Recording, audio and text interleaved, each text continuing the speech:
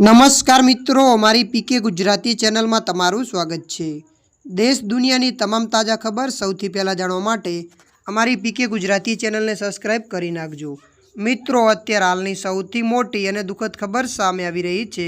જી હા મિત્રો, આપને જણાવી દઈએ કે સુરતના શ્રદ્ધાળુઓનો નાસિકમાં અકસ્માત, 3ના મોત। જી હા મિત્રો, વિગતવાર આપણે વાત કરીએ તો શિરડીના સાંઈબાબાના દર્શન કરી પરત ફરી રહેલા સુરતના 7 યુવકોને નાસિક નજીક આવેલા તાલુકામાં ગોઝારો અકસ્માત નડ્યો છે। ડ્રાઈવરે વાહન પરનો કાબુ ગુમાવતા કાર પલટી ગઈ હતી।